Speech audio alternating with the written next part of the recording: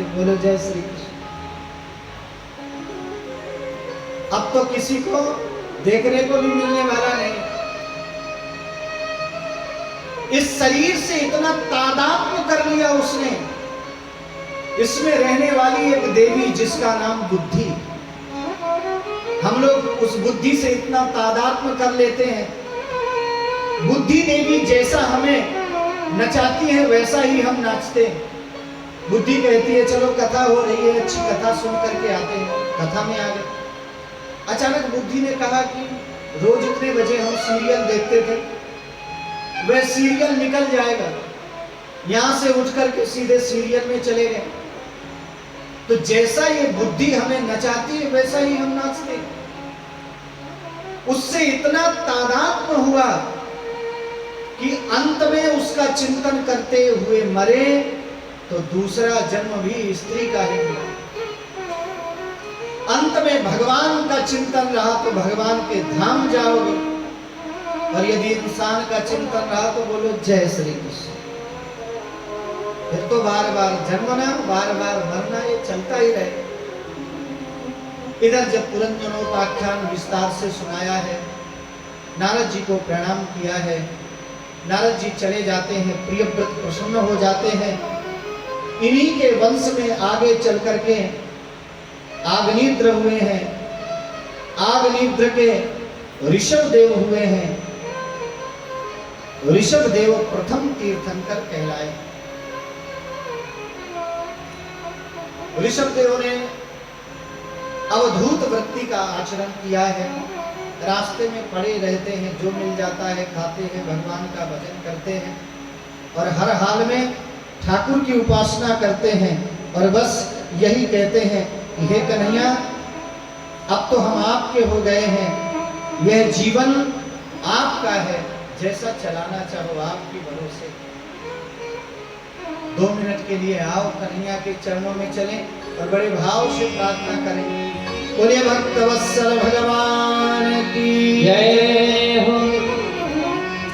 हमने भरोसा कर लिया सरकार श्याम का, सरकार श्याम का, सरकार श्याम का।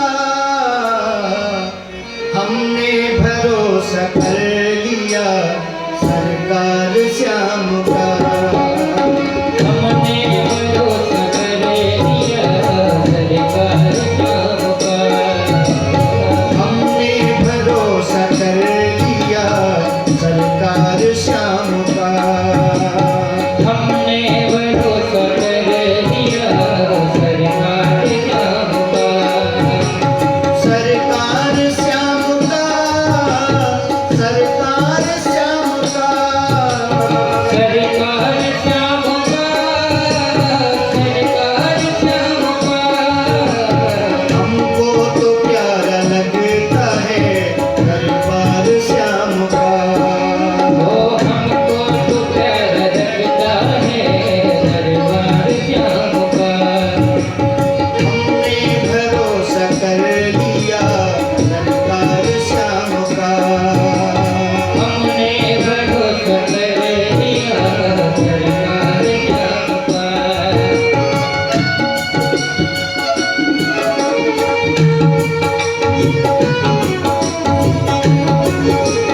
जय हो।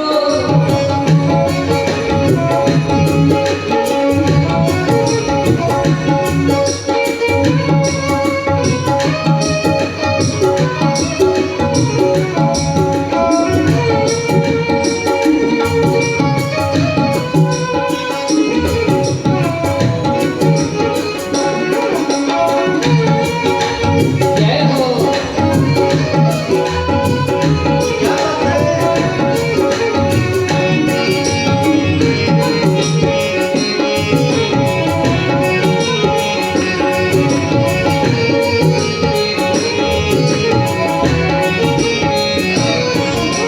हमको तो श्याम प्यारे ने अपना बना लिया, हमको तो श्याम प्यार ने अपना बना दिया, हमको तो श्याम प्यारे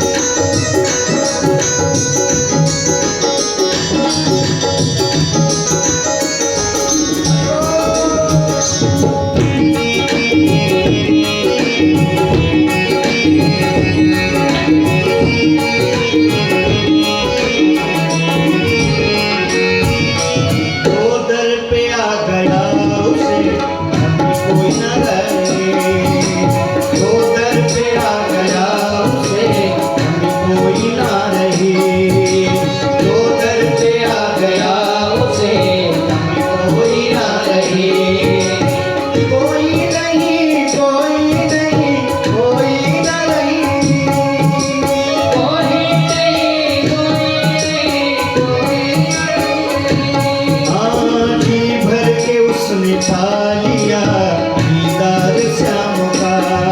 ओ जी भर के उसने पा लिया दीदार श्याम का। हाँ, हमने भरोसा कर लिया दरबार श्याम का। हमने भरोसा कर लिया दरबार श्याम का।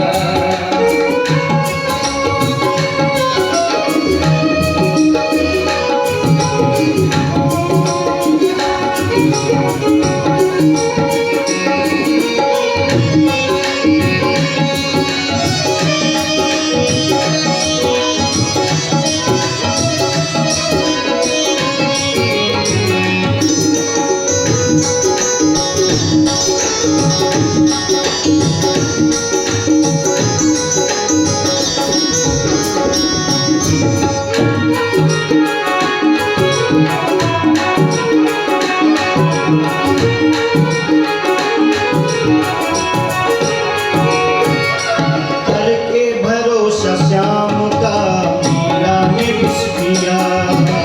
करके भरोसा श्याम का मीरा ने विष पिया। मीरा ने विष पिया। ओ मीरा ने विष पिया।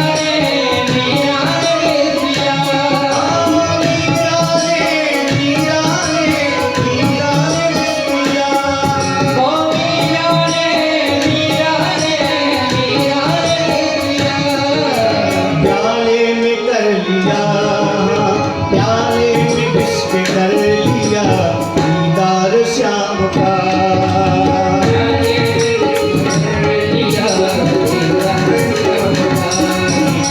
हमने भरोसा कर लिया दरबार श्याम का।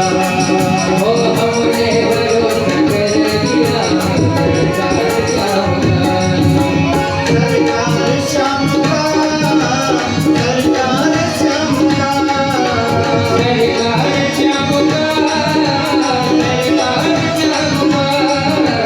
हमने भरोसा कर लिया दरबार श्याम का।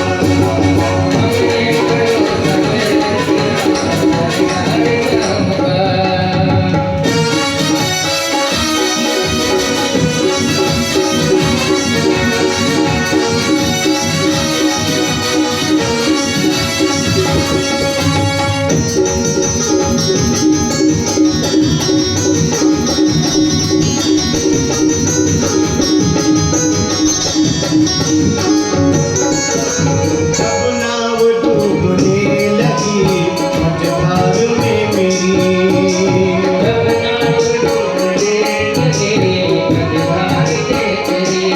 हाँ, जब नाव डूबने लगी मझधार में मेरी।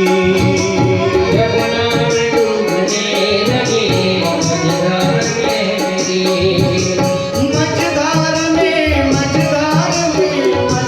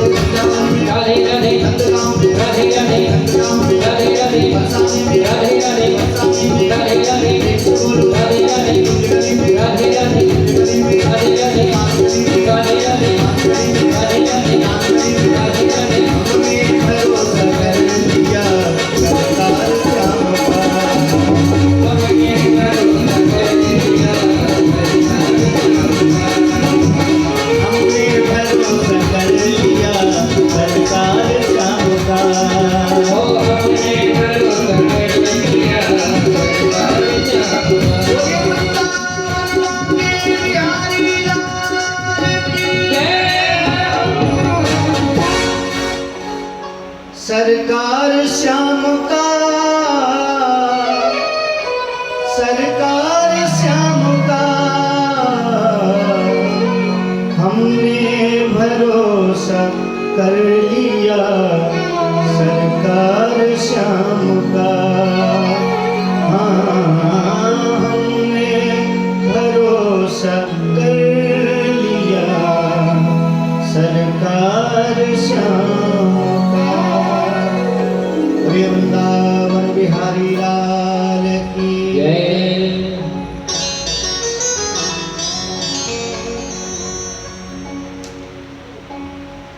महाराजा ऋषभदेव ने एक दिन समस्त अपने पुत्रों को बुला करके उपदेश दिया है। बेटा, यह बैठ करके कभी कभी विचार करने की आवश्यकता है कि हमें मानव जन्म क्यों मिला है। सभी बालकों ने कहा, आप ही बता दीजिए हमें मानव जन्म क्यों मिला है। ऋषभदेव जी कहते हैं, मेरे प्यारे प्यारे पुत्रों, नायं देहो देह भाजां लोके कष्टान् कामान् अर्हते विदभुजां तपो दिव्यं पुत्रकायेन सत्वं शुद्ध्येत्यस्मात् ब्रह्म सौख्यं त्वनन्तम्। ऋषभदेव जी कहते हैं, नायं देहो देह भाजां लोके। यह मानव शरीर संसार के विषयों को भोगने के लिए नहीं मिला है। यह मानव शरीर तो इसी शरीर से भगवत प्राप्ति के लिए मिला है।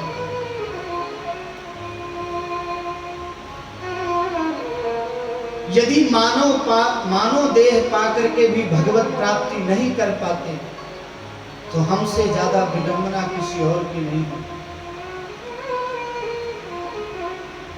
दुनिया में इंसान के अलावा जितने भी जंतु हैं वे सब दुखी रहते हैं। इंसान को ही हंसने का मौका मिला है। बोलो जय श्री कृष्ण। आपने किसी गधे को हंसते हुए देखा है? हाँ? और फिर भी महाराज 24 घंटे हम घर में रहेंगे तो हाई टेम्परेचर, मुंह लटकाए हो।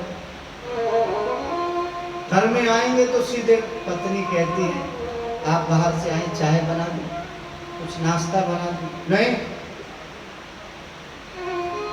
अभी हम बहुत टेंशन में।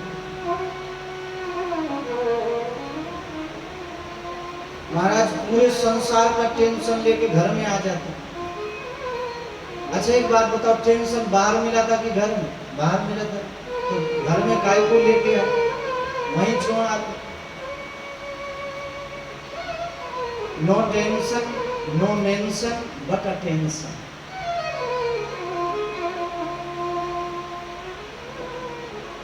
और महाराज टेंशन सबसे ज्यादा खराब होता है।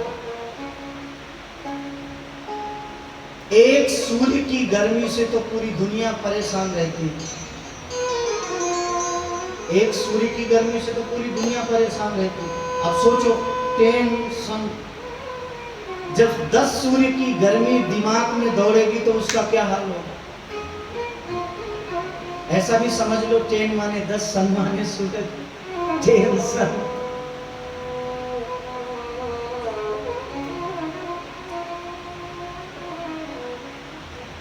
आप सबसे ज्यादा जब व्याकुल हो, आपको कोई मार्ग ना दिख रहा हो, आप सबसे ज्यादा परेशान हो, आप जिन भगवान को मानते हो 5 मिनट उनके सामने बैठे। मैं ज्यादा नहीं कह रहा, आपको मंत्र आता है तो ठीक, नहीं आता तो भी कोई बात नहीं। 5 मिनट या 10 मिनट उनके सामने बैठ जाओ, आंख बंद कर, और उस समय टेंशन दूर ना हो तो कहना, बस ईमानदारी से बैठ जाओ। यह मानव शरीर यह मानव शरीर भगवत प्राप्ति के लिए मिला है। बच्चों को हृदय से लगाया, उपदेश दिया है। प्रीतिर् न यावन्मयि वासुदेवे न मुच्यते देह योगेन तावत्। जब तक भगवान से प्रेम नहीं होता तब तक भगवत प्राप्ति नहीं होती। यहाँ पर उन्होंने उपदेश दिया है, बच्चों ने उसी प्रकार का आचरण किया है। बच्चे वही करते हैं जो हमारे माँ बाप करते हैं। माँ बाप यदि शांत रहेंगे तो बच्चे भी शांत रहेंगे, और घर में माँ बाप झगड़ते रहेंगे तो बच्चे भी झगड़ेंगे। बोलो जय श्री कृष्ण। उपदेश देकर के स्वयं चले जाते हैं। अवधूत वृत्ति का आचरण किया है, रास्ते में पड़े हैं। कोई कुछ खाने के लिए दे देता है तो खा लेते हैं, पीने के लिए कुछ दे देता है तो पी लेते हैं, मस्ती के साथ में पड़े रहते हैं। हमने ऐसे एक संत देखे हैं, अभी 2-3 वर्ष पहले की बात है। स्वामी श्री हंसानंद जी ऋषिकेश में रहते हैं। कई लोग कहते हैं महाराज अब ऐसे संत नहीं मिलते। क्षमा करना, आपको संतों की तलाश नहीं है। एक व्यक्ति हमारे महाराजश्री के पास में आया, उसने कहा महाराज जी हमें दीक्षा लेना है, कोई अच्छा सा संत बता। महाराज जी ने स्वामी हंसानंद जी महाराज का ही पता बता दिया। वह व्यक्ति गया और मालूम है वो कैसे रहते थे।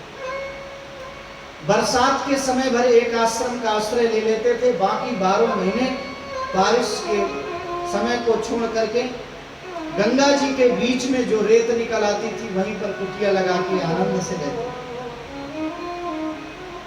किसी ने खाने को दे दिया तो खा लिया, पीने को दे दिया तो पी लिया। 4-4, 5-5 दिन व्यतीत हो जाते थे। जब लोग आकर के कहते थे महाराज जी आपने 5 दिन से कुछ नहीं खाया। अच्छा भाई, ऐसे ब्रह्मनिष्ठ महापुरुष जिन्हें शरीर का कोई भान ही नहीं था। वैसे उनके पास में गया, नीचे से ऊपर तक देखा, लौट करके महाराज जी के पास में आ गया। महाराज जी कहाँ भेज दिया आपने? महाराज जी ने कहा अच्छे संत के पास में भेज पहुंचाए थे।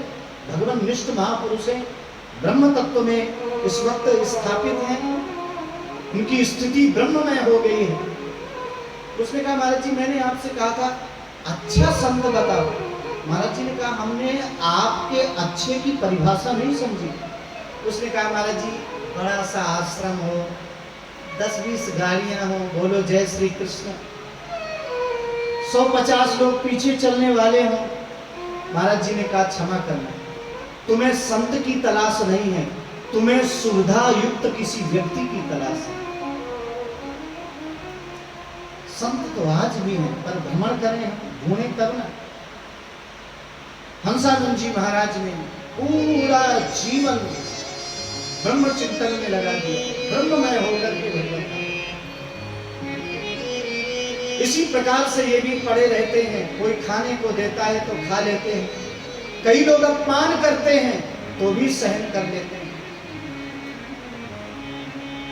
सहनम सर्व दुखानाम अप्रतीकार पूर्वकम। हम जो चाहते हैं हमेशा, हम जो चाहते हैं हमेशा वह मिले ये जरूरी नहीं है। आज हम सबसे ज्यादा क्यों दुखी रहते हैं? हमको ये चाहना थी, मिला क्यों नहीं?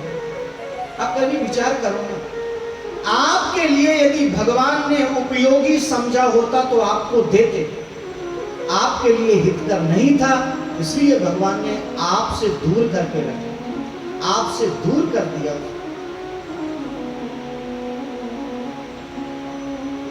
और याद रखना, जब हम अपने जीवन की चाबी दूसरे को सौंप देते हैं तब सबसे ज्यादा दुखी होते हैं। फिर सामने वाला जैसी चाबी भरता है, जैसा नचाता है वैसे ही नाचते हैं। तो प्रश्न होता है फिर आपका जीवन क्या है? इसलिए समझदारी के साथ में जीवन यापन करना चाहिए।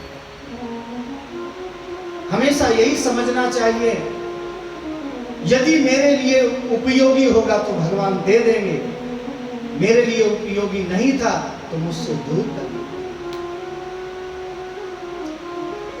इसी प्रकार से इन्होंने अवधूत वृत्ति का आचरण किया है। अंत में शरीर छूटा, भगवत प्राप्ति हुई है।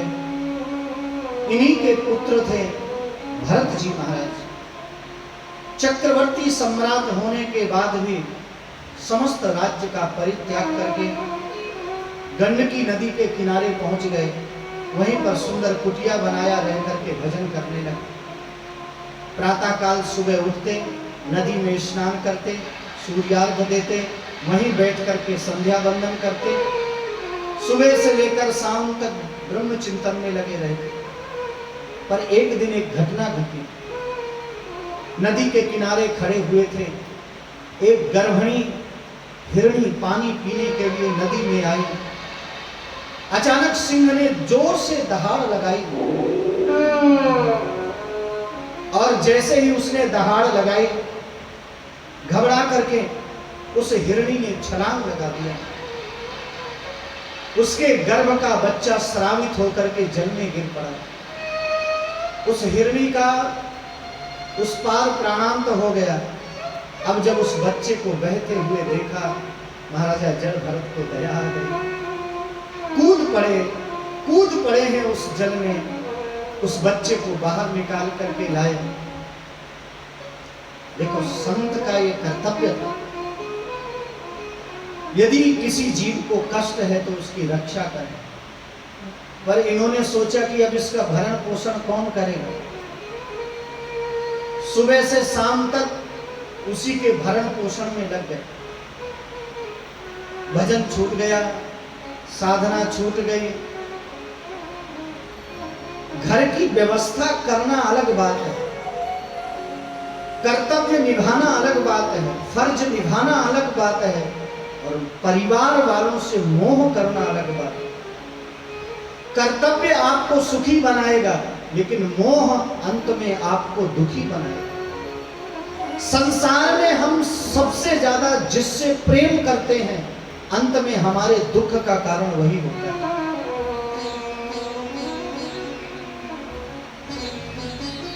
आप देखना, हम जिसको सबसे ज्यादा संसार में चाहते हैं, एक दिन दुख भी उसी से मिलता है। भजन छूट गया, सुबह से शाम तक उसी की सेवा में लगे, इतना मोह हो गया कि अंतिम समय उसका चिंतन करते हुए मरे, तो दूसरे जन्म में हिरण बनना पड़ा। हमारे महाराजा श्री कहते हैं, आपके द्वारा किया हुआ सत्कर्म, आपके द्वारा की हुई साधना कभी भी व्यर्थ नहीं जाती। समय आने पर उसका प्रभाव जरूर होता है, समय आने पर उसका फल जरूर मिलता है। उस जन्म की साधना का यह फल था कि उसे उस जन्म की स्मृति बनी हुई। इन्होंने सोचा, एक हिरण में मोह करने की वजह से हिरण बनना पड़ा, अब तो एकांत में भजन करना। कालिंगर क्षेत्र में एकांत में रहते हैं, तृण पर्ण खा लेते हैं, गंडकी नदी का पानी पीते हैं और एकांत में भगवान का स्मरण करते हैं, प्रभु इस शरीर से मुक्ति दिला।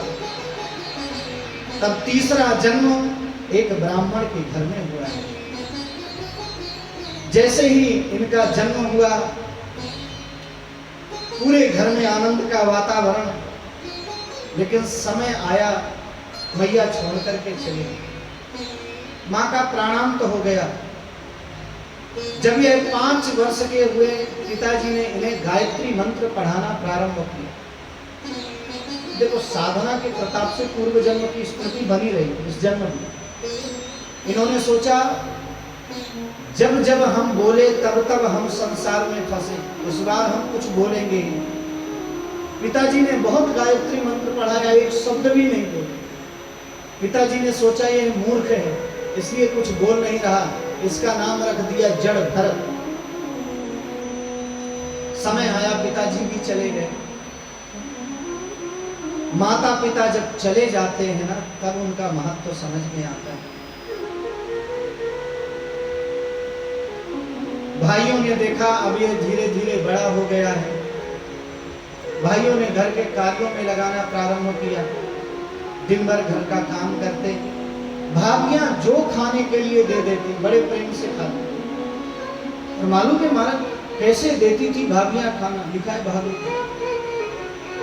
जो भी घर का बचा हुआ उच्छिष्ट अन्न होता था दे देती थी, खाते थे बड़े प्रेम से। यहां तक कि यदि पतीली में जल गया, बोलो जय श्री कृष्ण, तो इसी के पास में आता था, पर बड़े प्रेम से पाते, भगवान का भजन करते और सोचते आज मेरे प्रारब्ध में यही मिला था, आज मेरे प्रारब्ध में यही आना था, इसलिए जो मिल गया है भगवत कृपा समझ करके पाते थे, भगवान के भजन में लगे रहे। समय हुआ, एक दिन घर वालों ने कहा ऐसा करो घर का पानी भरा। इन्होंने सोचा कि यदि आज पानी भरेंगे तो कल दूसरे काम में लगा देंगे। सुबह से शाम तक पानी भरते रहे। अब विचार करो, जब सुबह से शाम तक घर में पानी भरा जाएगा तो घर का क्या हाल होगा, पूरा घर पानी पानी हो गया। घर वालों ने कहा ये घर के काम का नहीं, इसे बाहर भेजो। ले जाकर के खेत में बैठाया और खेत में बैठा करके कहा जो भी पशु पक्षी खेत में आए आप उसकी सुरक्षा करना, उनको यहाँ से भगा, इस खेत की रखवाली का काम तुम्हें दिया जाता है।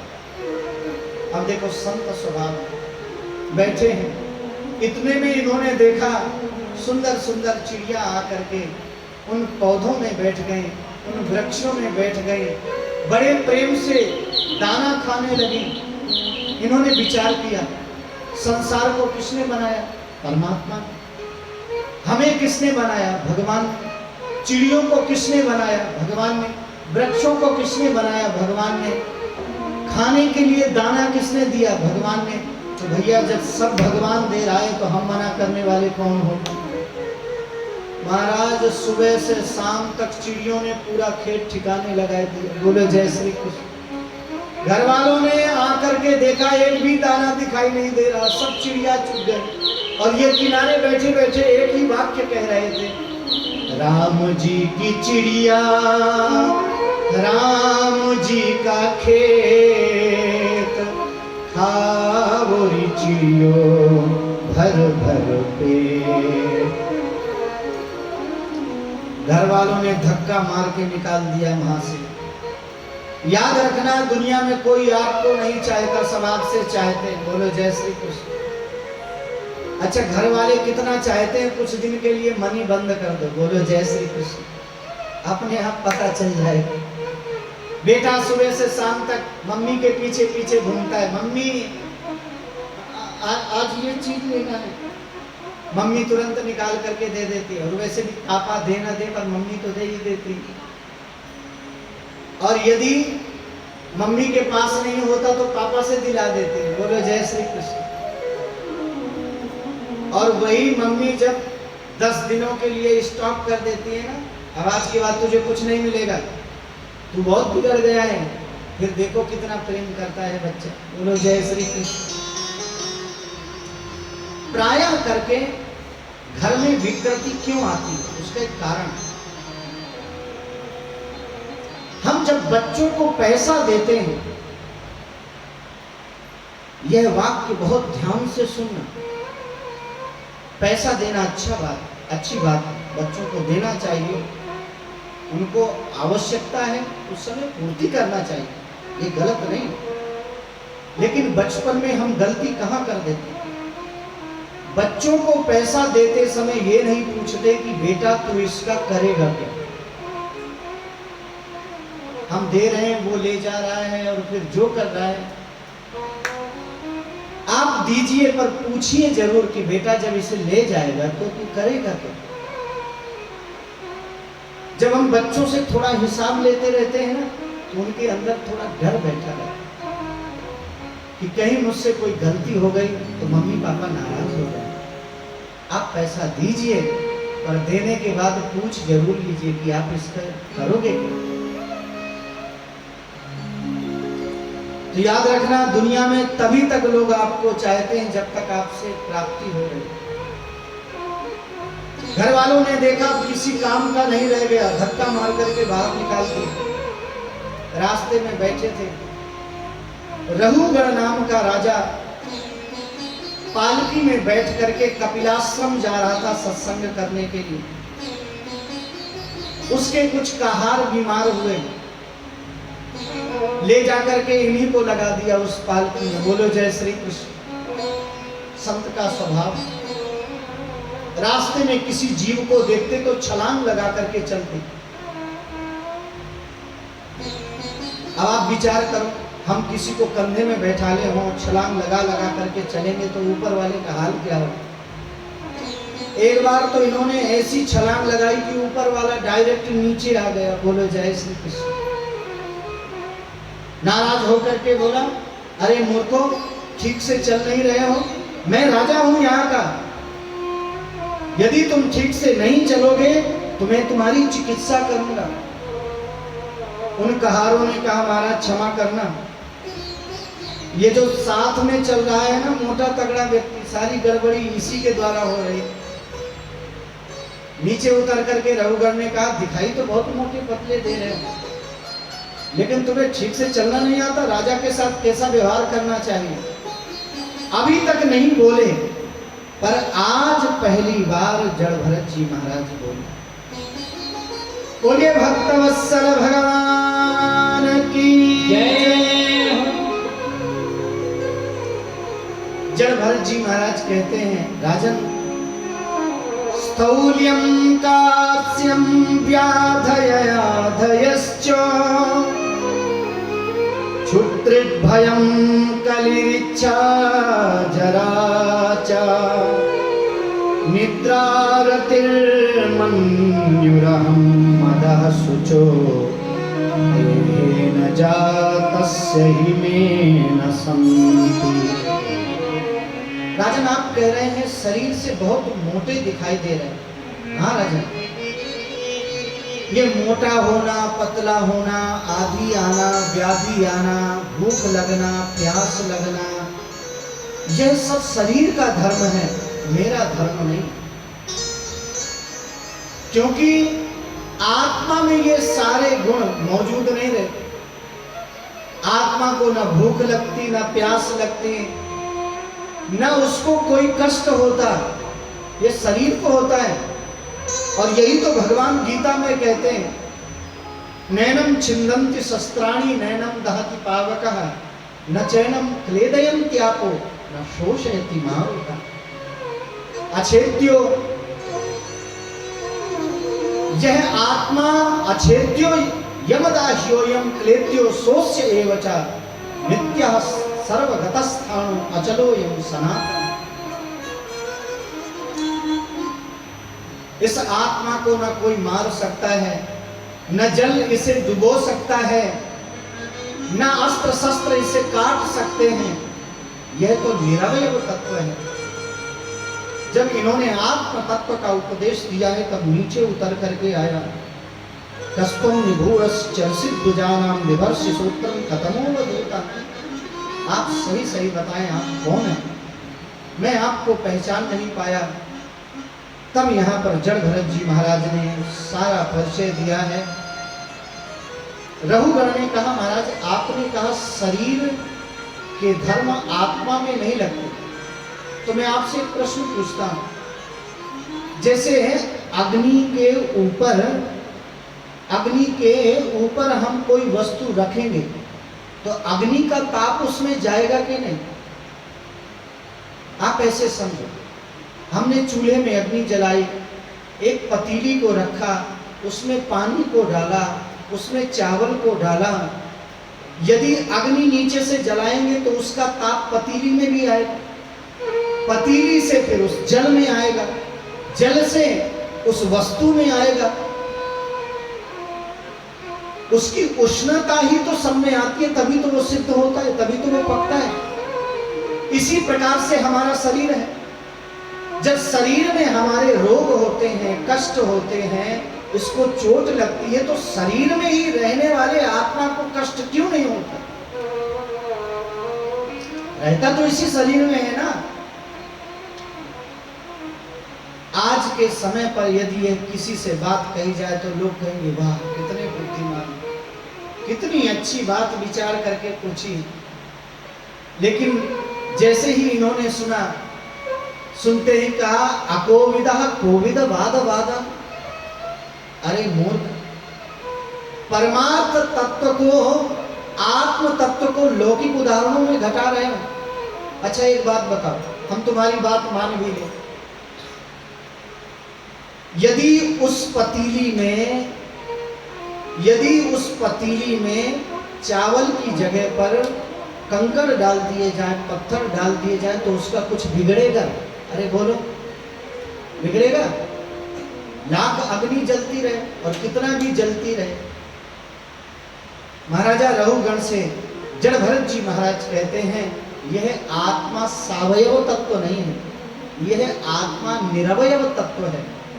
और निरवयव तत्व में कभी भी सावयव का गुण नहीं घटता है। जब उन्होंने आत्म तत्व का उपदेश दिया, तब इन्होंने अच्छी प्रकार से उनके चरणों में प्रार्थना किया है। यहाँ से चले जाते हैं। बोलिए भक्तवत्सल भगवान की जय। भवाटवी का भी वर्णन किया है, भूगोल खगोल का वर्णन किया है, 28 प्रकार के नरकों का वर्णन किया है। अब आप कहेंगे कि महाराज इन 28 प्रकार के नरकों में होता क्या है? यहाँ पे 28 प्रकार के नरकों का इतना भीभत्स वर्णन है। देखो एड्रेस वहां का लेना चाहिए जहां हमें जाना है। क्यों अनिल जी, है बात की नहीं सही? एक बात तो पक्की है, जिसने एक बार बैठ करके पूरी भागवत को श्रवण कर लिया है, फिर वह भगवत धाम ही जाता है। उसका यमराज कुछ बिगाड़ नहीं सकते। बोलो जय श्री कृष्ण। और यहाँ पर तो चौथी बार भागवत हो रही है, और हमारे तो कितने यहाँ पर ऐसे श्रोता बैठे हैं जिन्होंने कई कई भागवतें सुनी, पर यहाँ पर वर्णन है तो इसलिए मुझे भी करना पड़ेगा। लिखा हुआ है, यस्पि वा उग्रह पशून पक्षिणो वा प्राणत उपरंधयति तमप करुणम पुरुषादैरपि विगरहितम अमुत्र यमानुचराः कुंभी पाके तप्त तैले उपरंधयति। जो जीवों को मार करके खाते हैं, दूसरे की हत्या करते हैं, उन्हें अंत में यमराज कुंभी पाक नाम के नरक में डालते हैं। और मालूम है वहां पे क्या होता है? उसको ले जाते हैं, कड़ाहा भरा होता है तेल से, ले जाकर के उसी में छोड़ देते हैं। तप्त तैले उपरंधयति। इसलिए हमेशा एक बात याद रखें, हमारे सनातन धर्म में कभी भी किसी जीव की हत्या नहीं करना चाहिए, कहीं वर्णन नहीं है। कई लोग आप देखते हैं बलि के नाम पर जीवों की हत्या करते हैं, यह ठीक नहीं। अच्छा एक बात का कभी विचार करना, हमारे शरीर में यदि कोई जख्म हो जाता है, हमें पीड़ा होती है कि नहीं? जरा से ब्लेड लग जाए तो तुरंत डॉक्टर साहब के पास में पहुंचते हैं। डॉक्टर साहब बार बार ब्लड निकल रहा है, बहुत पीड़ा हो रही है। अच्छा एक बात बताओ, जैसे हमें पीड़ा हो रही है, ऐसे जिसके ऊपर हम प्रहार करते हैं, क्या उसको पीड़ा नहीं हो रही हो? जिस जीव को मारते हैं, क्या उसे पीड़ा नहीं होती? जैसे हम जीना चाहते हैं, ऐसे वो भी जीना चाहता है कि नहीं? हमें मालूम है अंतिम समय चल रहा है, बुढ़ापा आ गया है, अब जाना आज नहीं तो कल निश्चित है, पर फिर भी जल्दी मरना नहीं चाहिए। फिर भी कहते हैं घर वालों से अच्छे डॉक्टर को दिखाओ। बोलो जय श्री कृष्ण। क्यों? क्योंकि हमें जीने की लालसा रहती है। तो जैसे हमें जीने की लालसा रहती है, ऐसे प्रत्येक जीव को जीने की लालसा रहती है। कभी किसी भी जीव को पीड़ा नहीं पहुंचाना चाहिए। हाँ, दो लोगों को छूट दी गई है। बोलो जय श्री कृष्ण। एक तो सैनिक को और दूसरा वैद्य माने डॉक्टर। बोलो जय श्री कृष्ण।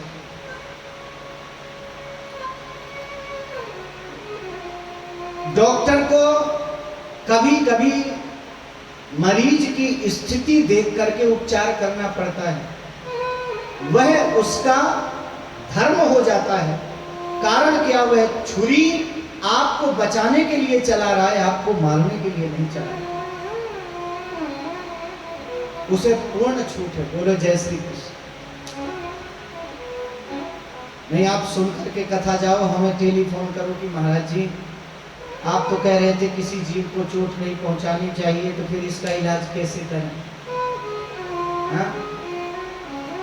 डॉक्टर को छूट, वैद्य को छूट है।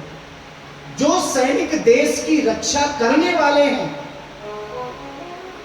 यदि वही सैनिक घर में आकर के किसी को मार देता है तो दंड का अधिकारी होता है, लेकिन देश की रक्षा, सीमा की रक्षा करते करते मरता है तो वही पुरस्कार का अधिकारी होता है। उसी को सब लोग धन्यवाद देते हैं। तो हमेशा ये विचार करना चाहिए, धर्म कहां आवश्यक है। हम यदि किसी को बचाने के लिए प्रयोग करते हैं तो धर्म का कार्य है, और किसी को मारने के लिए करते हैं तो अधर्म का कार्य। यहां पर जैसे ही विस्तार से सुनाया, परीक्षित ने कहा गुरुदेव रास्ते में चलते हैं चींटी पैर में आ गई, पाप हो गया। किसी को गाली दे दिया तो पाप हो गया, किसी का धन छीन लिया तो पाप हो गया। इन पापों से बचने का उपाय क्या है? तब उन्होंने यहाँ पर उपाय बताया है। केचिद केवलया भक्त्या वासुदेव परायणा अघं धुन्वन्ति कार्ष्णेन निहारामिव भास्कर। क्या बात है।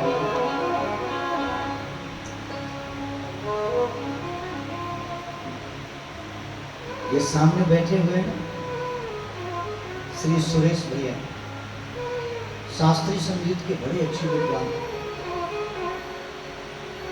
अभी कुछ दिन पहले ही गोलोक वास हुआ है परम पूज्य स्वामी श्री राजेश्वरानंद जी का। बड़े अच्छे दिव्य संत हुए हैं। 24-25 साल तो महाराज जी के साथ में रहे, और इसके बाद में हमें मिल गए। बोलो जय श्री कृष्ण। इनके हाथ का जादू देखो, स्वर छूता है। आए देना देना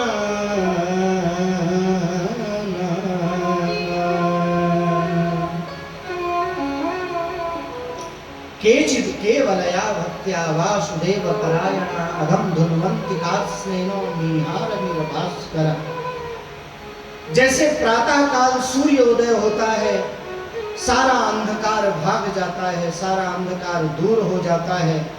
इसी प्रकार से हमारे जीवन में कैसे भी किसी भी प्रकार से यदि पाप बन गए हैं, एक बार बैठ करके प्रायश्चित पूर्वक यदि भगवान का संकीर्तन कर लेते हैं, भगवान का नाम ले लेते हैं, तो हमारे सारे पाप जल करके भस्म हो जाते हैं। हम एक जगह कथा सुना रहे थे तो एक व्यक्ति ने कहा महाराज जी तो फिर तो रोज पाप करें, शाम को कीर्तन करने। बोलो जय श्री कृष्ण। हमने कहा आप हैं कौन? बोले इनकम टैक्स ऑफिसर हैं। बोलो जय श्री कृष्ण। हम समझ गए कि वो कहना क्या चाहिए। हमने कहा नहीं भैया, पाप तब सम्मिलित होते हैं जब हम ये प्रतिज्ञा करें कि आज के बाद में जानबूझकर पाप नहीं करेंगे, और फिर प्रायश्चित पूर्वक जब हम भगवान नाम संकीर्तन करते हैं तो वह पाप नष्ट हो जाते हैं। पाप हमारे प्रायश्चित से ही नष्ट होते हैं। इधर इन्होंने पूछा क्या किसी व्यक्ति का उद्धार हुआ है भगवान नाम के माध्यम से? तब इन्होंने एक कथा सुनाई है जिसका नाम है अजामिल चरित्र। बोलिए भक्तवत्सल भगवान की जय। अजामिल चरित्र बड़ा भाविक है, बड़ा ही प्रेम से सुनने लायक है। अब आइए 2 मिनट हम लोग भी पहले ठाकुर जी के चरणों में चलें, फिर बड़े प्रेम से इस प्रसंग को सुनेंगे।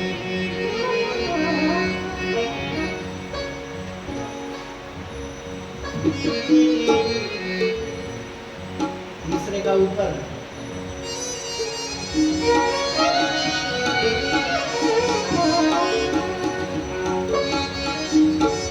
दे जाना रे, दे जाना, दे जाना, दे जाना,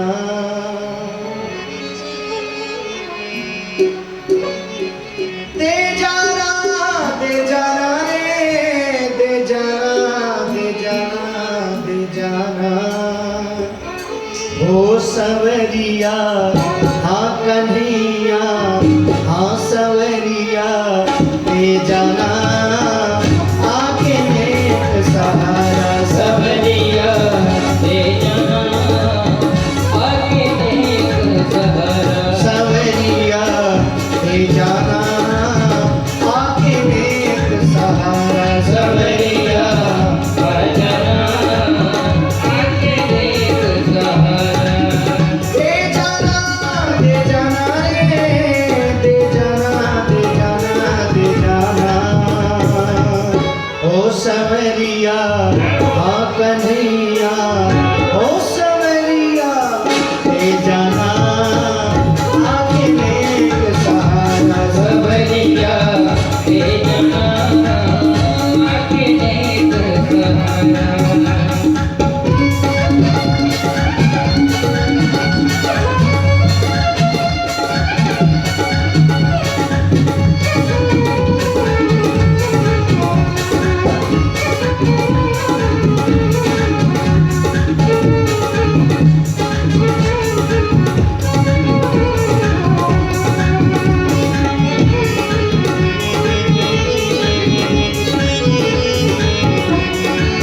अब गुणहारी कोई गुण नाही,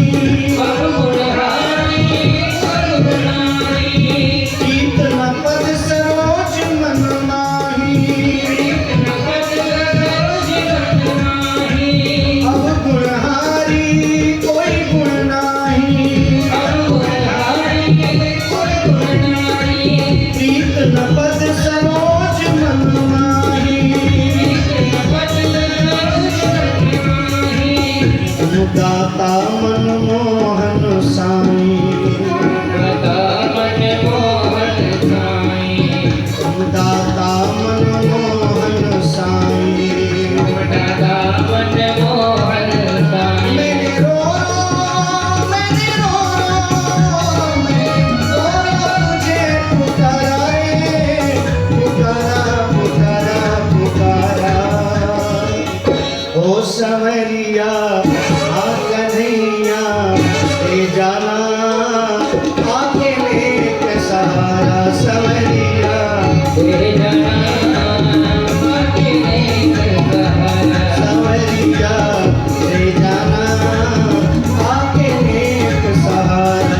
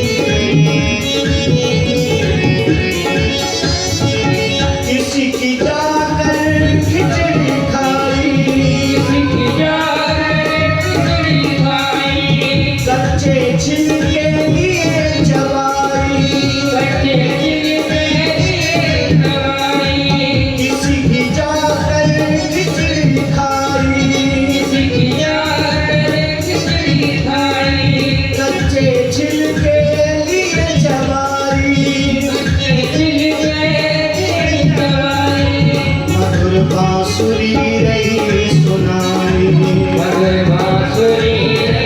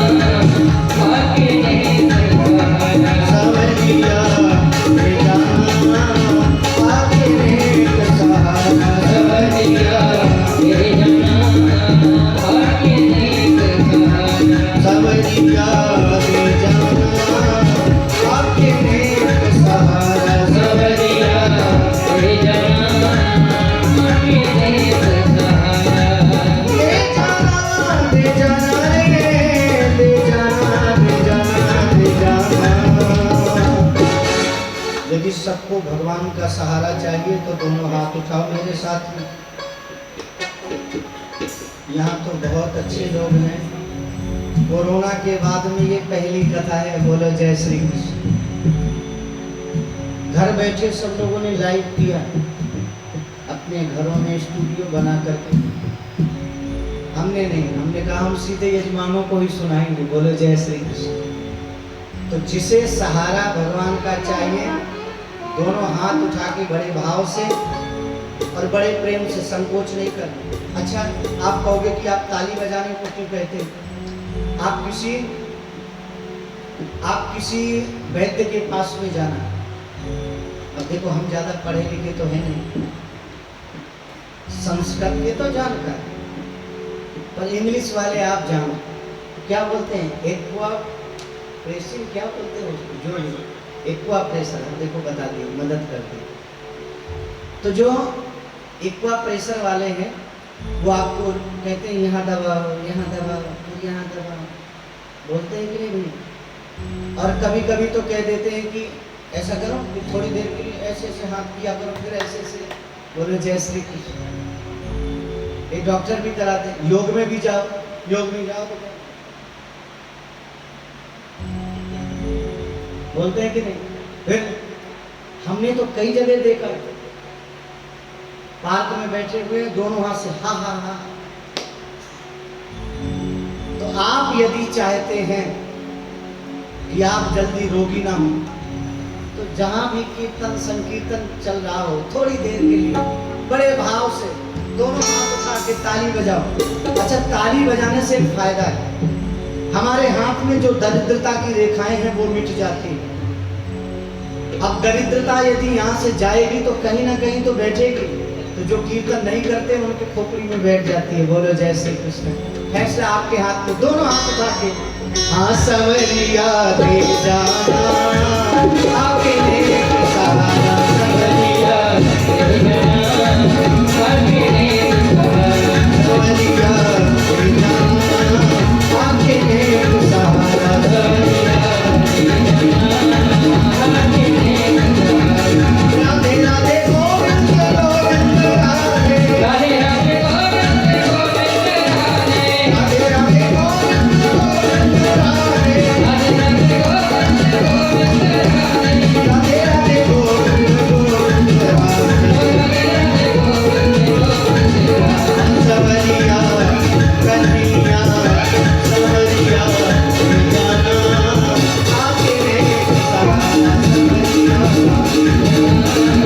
आके नेक सवरिया दे जाना, आके नेक सहारा सवरिया दे जाना, आके नेक सहारा।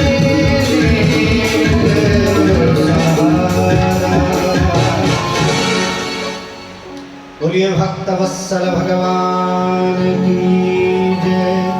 जय जय श्री राधे।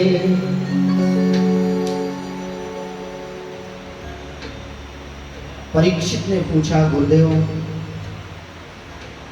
भगवान नाम संकीर्तन के माध्यम से क्या किसी व्यक्ति का उद्धार हुआ है? तब उन्होंने यहाँ पर अजामिल चरित्र का वर्णन किया है।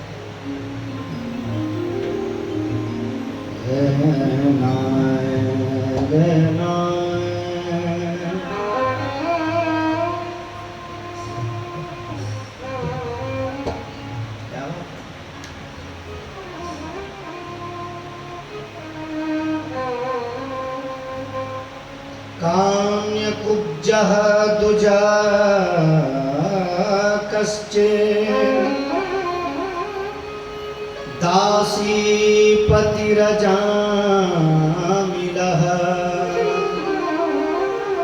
नाम्ना नष्ट सदाचारो दास्याः संसर्गदूषिता।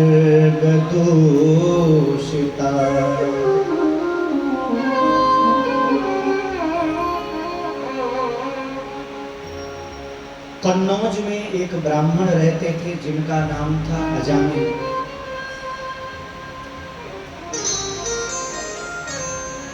सदाचार से भरा हुआ जीवन,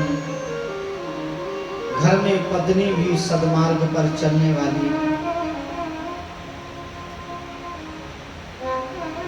वस्तुतः धर्म माताओं की वजह से ही सुरक्षित है। आज भी आप देखते हैं घर वाले यदि पूजा नहीं करते तो माताएं कोई ना कोई पूजन रख ही देंगी। बोलो जय श्री कृष्ण। नवरात्रि है, दुर्गा जी की आराधना करना है, क्यों? वैसे तो नहीं करते, कम से 9 दिन घर में पाठ होगा तो करेंगे जरूर। बोलो जय श्री कृष्ण। पत्नी भी सदाचार संपन्न थी। छोटे छोटे बच्चे बड़े प्रेम से घर में रहते थे। पर एक दिन यह रास्ते में जा रहे थे, इन्होंने एक दृश्य देखा। कथा बहुत ध्यान से सुना। रास्ते में इन्होंने दृश्य देखा। एक नृत्य करने वाली हाव भाव के साथ में प्रदर्शना करते हुए सबको नृत्य दिखा रही है। वहां पर खड़े होकर के नृत्य देखने लगे। इतना आसक्त हो गए, इतना मोहित हो गए कि उसी से विवाह कर बैठे। बोलो जय श्री कृष्ण। परिवार छूट गया, घर छूट गया, सदाचार छूट गया। अब आप विचार करो, एक इन्होंने दृश्य देखा तो इनका ये हाल हुआ। हम लोग टेलीविजन के माध्यम से रोज कितने दृश्य देखते हैं, हमारा क्या होगा? संसर्गजा दोषा गुणा भवंती। संसर्ग से ही दोष और गुण उत्पन्न होते हैं। हमारे महाराज जी कहते हैं, व्यवहार उनसे करो जिनसे हमारे विचार मिलते हैं। यदि हमारा विचार मिलता नहीं है तो व्यवहार ज्यादा दिन चलने वाला नहीं। कई बार बच्चे कहते हैं, पापा हम वहां पर कुछ कर थोड़ा रहे थे, उसके साथ में बैठे थे। पापा कहते हैं, बेटा लेकिन वो तो बीड़ी पी रहा था। तो वो पी रहा था, हम थोड़ा पी रहे थे। पर याद रखो, संसर्ग का बड़ा प्रभाव होता है। हम धीरे धीरे कब दुर्गुणों में पड़ जाते हैं हमें भी पता नहीं चलता। दुनिया में आपको आकर के कोई भोजन कराने वाला जल्दी नहीं मिलेगा, पर दुर्गुण सिखाने वाले 50 मिल जाएंगे। और वो सिखाने वाले क्या करते हैं? शर्मा जी, जो दुर्गुण सिखाने वाले हैं, पहले बड़े प्रेम से बुलाएंगे, कहेंगे भैया आप तो कभी हमारे पास में आते ही नहीं, थोड़ी देर कभी कभी तो आ जाया कर। अब हम सोचते हैं कि बेचारा इतना प्रेम से बुला रहा है तो थोड़ी देर के लिए बैठ जाए। उसके पास में बैठ गए। इसके बाद में एक दिन धीरे से बोलेगा, भैया हम पीने के लिए थोड़ा कह रहे हैं, ये जो हमारी बोतल है ना इसको खोल दे। बोले जय श्री कृष्ण। हमने विचार किया कि ये पीने के लिए थोड़ा कह रहे हैं। अरे बोतल खोलने में क्या जाता है, बोतल खोल दिए। एक दिन फिर कहेगा कि भैया हम पीने के लिए नहीं कह रहे हैं, पर कम से कम गिलास में तो डाल सकते हैं। हम सोचते चलो गिलास में डालने के लिए तो कह रहे हैं, डाल दिए। फिर एक दिन कहेगा कि भैया पियो मत, पर चख करके तो देख लो ये है कैसी। बोलो जय श्री कृष्ण। देखो दुर्गुण शरीर में ऐसे ही धीरे धीरे प्रवेश करते, और जिस दिन हमने चखा फिर धीरे धीरे एक दिन पूरी बोतल भीतर रखा। बोलो जय श्री कृष्ण। आप देखना संसार में कोई भी दुर्गुण जब हम सबसे पहले पकड़ते हैं वो हमें सावधान करते हैं। पहली बार बीड़ी पिएंगे तो इतनी खांसी आएगी, वो कहता है नशा, कि यदि तू मुझे पकड़ेगा तो जीवन भर खांसता घूमेगा। तंबाकू खाने वाले कहते हैं कि महाराज पहली बार में चक्कर आते, वो कहते हैं ऐसे ही चक्कर लगाता घूमेगा। संसर्गजा दोषा गुणा भवंती। संसर्ग से ही दोष और गुण उत्पन्न होते हैं। इसलिए हमारे महाराज श्री का यह वाक्य नोट करके हृदय में ले जाना। आज के बाद में व्यवहार उनसे ही करेंगे जिनसे हमारे विचार मिल रहे हैं। उसके पास में बैठने लगा, उसके हाव भाव देखने लगा, धीरे धीरे विवाह कर बैठा, परिवार छूट गया। कालांतर में 9 संतानें हुई। अब उस देवी के जैसे संस्कार थे, उसने वैसा ही कराना प्रारंभ किया। जंगली पशुओं को मार करके लाता, सुबह से शाम तक शराब में डूबा रहता। एक दिन भगवान की कृपा हुई। अब कृपा भगवान ने क्यों की? क्योंकि इसके जीवन का पूर्वार्ध बहुत अच्छा था। पहले तो इसने बहुत भजन किया था ना, भगवान ने उसका फल दिया। अयोध्या से कुछ संत कीर्तन करते हुए कन्नौज से होते हुए मथुरा की ओर चले। जैसे ही कन्नौज पहुंचे तो वहां पर लोगों से पूछा, भैया आज रात्रि में विश्राम करना चाहते हैं क्या? किसी महात्मा का घर है यहाँ पर? क्या किसी सदाचारी व्यक्ति का घर है? हम उसी के यहाँ पर रुक जाएंगे आज रात। अब गांव में 2-4 शरारती तो होते ही, सबने इसी का घर बताए दिया। बोलो जय श्री कृष्ण। अब सारे संत बड़े भाव से गाते जा रहे हैं और इसके घर की ओर प्रस्थान करते जा रहे हैं। मेरो गोविंदा गोपाला मुरली मनोहर नंदलाला, गोविंदा गोपाला मुरली मनोहर नंदलाला, मेरो गोविंदा गोपाला मुरली मनोहर नंदलाला, ओ मेरा गोविंदा गोपाला मुरली मनोहर नंदलाला, मेरो मुरली मनोहर नंदलाला, मेरा मुरली मनोहर नंदलाला, मेरो मुरली मनोहर नंदलाला, मेरा मुरली मनोहर नंदलाला, मेरो मुरली मनोहर नंदलाला। ओ मेरा मुरली मनोहर नंदलाला। मुझे इतना दिया रे बनवारी, ओ बांके बिहारी, कि मैं तो माला माल हो गया। तेरा दिया रे गंजकारी, ओ मारे बिहारी, मैं तो माला हो गया। इतना दिया रे बनवारी, ओ बांके बिहारी, कि मैं तो माला माल हो गया। तेरा दिया रे गंजकारी, ओ मारे बिहारी, मैं तो माला हो गया।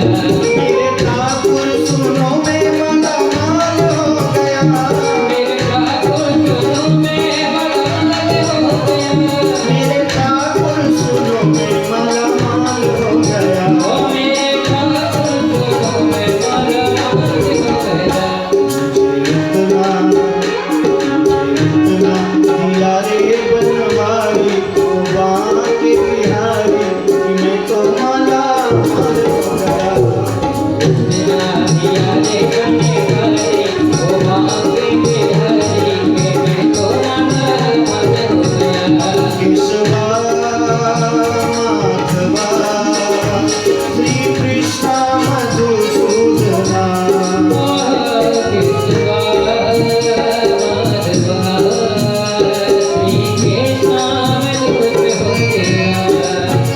केशवा माधवा श्री कृष्ण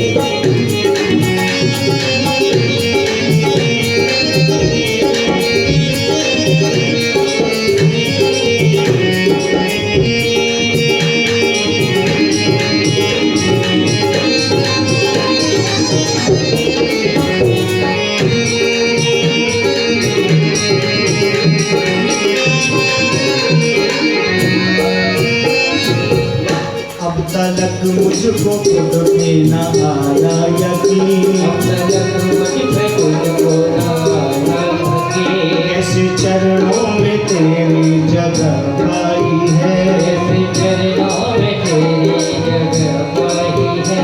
अब तलक मुझको खुद पे न आया यकीन, मुझ पे तुझको न आया यकीन। ऐसे चरणों में तेरी जगह पाई है, ऐसे चरणों में तेरी जगह पाई है। दीन बंधु है तू, भक्त वत्सल है तू, दीन बंधु है तू, भक्त वत्सल है तू। दीन बंधु है तू, भक्त वत्सल है तू, दीन बंधु है तू, भक्त वत्सल है तू। ऐसी करुणा जो तूने बरसाई है, ऐसी करुणा है तूने बरसाई है। मुझे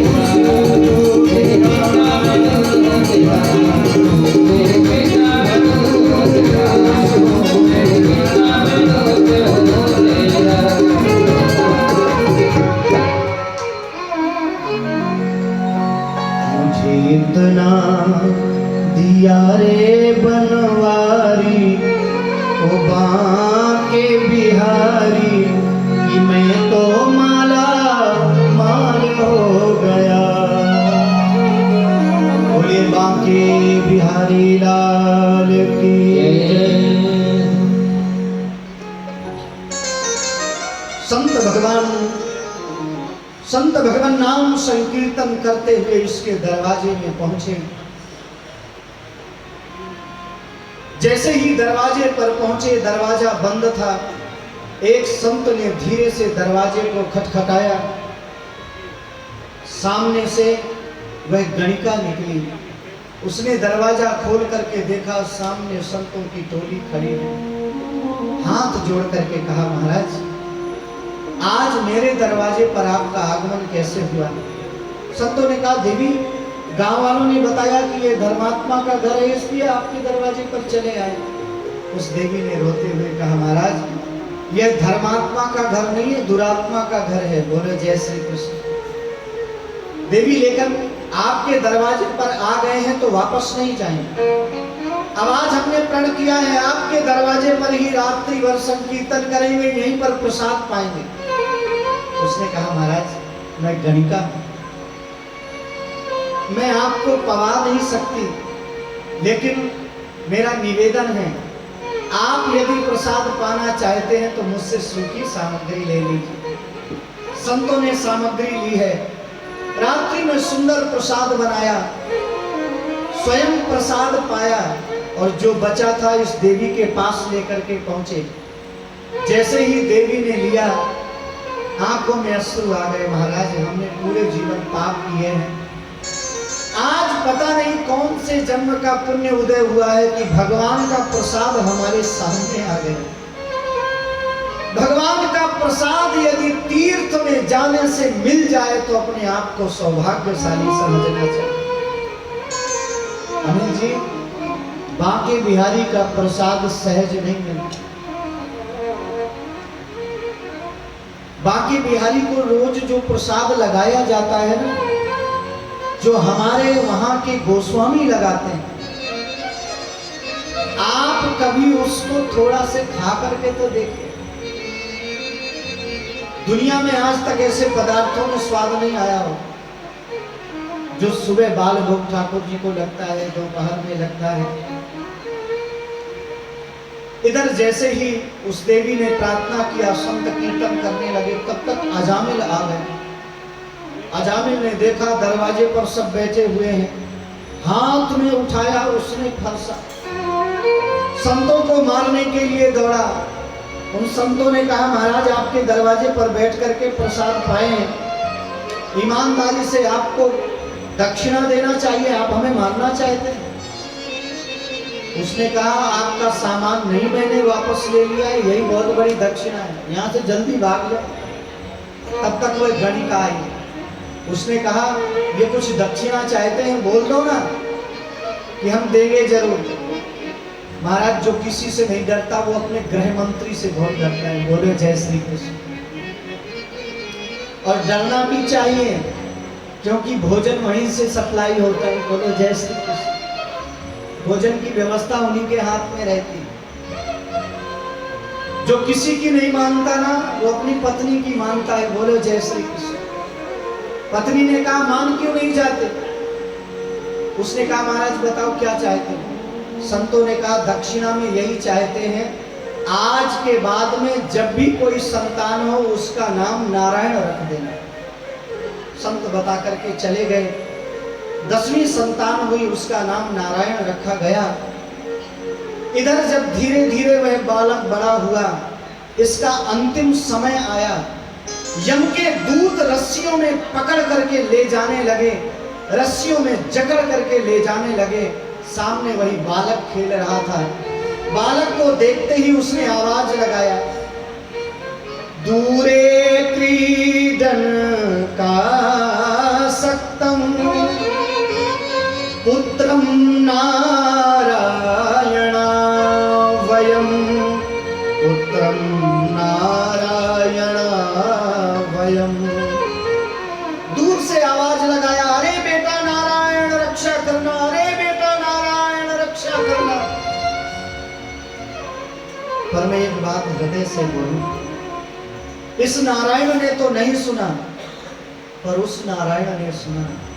उस नारायण ने अपने पार्षदों से कहा, जल्दी जाओ, कोई मुझे बुला रहा है, कोई मुझे पुकार रहा है।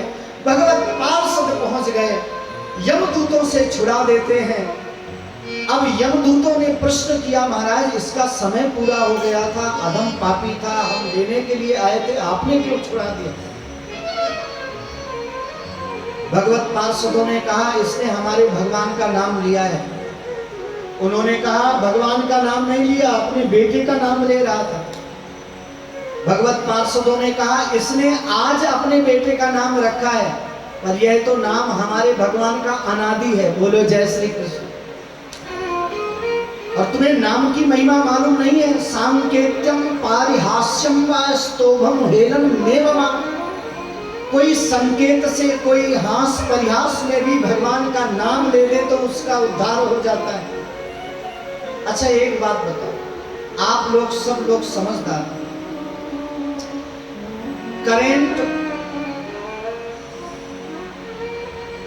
का अनुभव तो एक बार जीवन में सबने प्राप्त किया ही होगा। अच्छा बताओ, विद्युत को जानबूझ करके पकड़ो तो भी करंट लगेगा कि नहीं? अच्छा, अनजाने में यदि पकड़ में आ जाए तो भी लगेगा कि नहीं?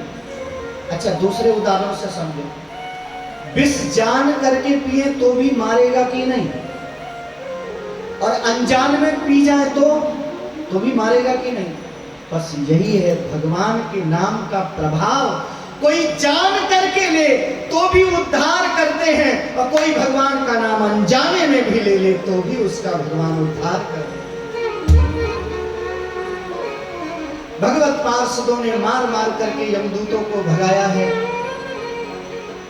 इधर भगवत पार्षदों ने जाकर के भगवान से बताया, प्रभु हमने उसकी रक्षा कर दी। अजामिल ने सोचा मैंने एक बार बेटे के ब्याज से भगवान का नाम लिया तो मेरा उद्धार करने के लिए भगवत पार्षद आ गए, यदि सच में भजन करूंगा तो क्या भगवान नहीं मिले? वहीं पर उसने आसन लगाया, जोर जोर से कीर्तन करना प्रारंभ किया। इतना इतना भावेशित हो गया, इतना भाव में आवृत हो गया कि भगवान प्रसन्न हो गए, उसके सामने खड़े हो जाते हैं। बोलिए भक्तवत्सल भगवान की। इधर यमदूत यमराज के पास में पहुंचे, महाराज आज के बाद में हम ड्यूटी नहीं करें। क्यों? हम गए थे किसी को पकड़ने के लिए, वहां तो 4 भुजा वाले पहले से ही पहरा दे रहे। और जैसे ही 4 भुजा शब्द सुना, यमराज ने धीरे से कहा उनका यहाँ पे नाम नहीं लेना। यदि आपने उनका यहाँ पर नाम ले लिया तो हमारी फैक्ट्री बंद हो जाएगी। बोलो जय श्री कृष्ण। यमराज जी अपने दूतों का हाथ पकड़ करके संयमनी पुरी से बाहर आए। अब बताओ क्या बात है? महाराज वहां पे कोई नारायण के पार्षद आए थे, और जैसे ही यमराज ने नारायण शब्द सुना, झरझर अश्रु झरझरित होने लगे हैं।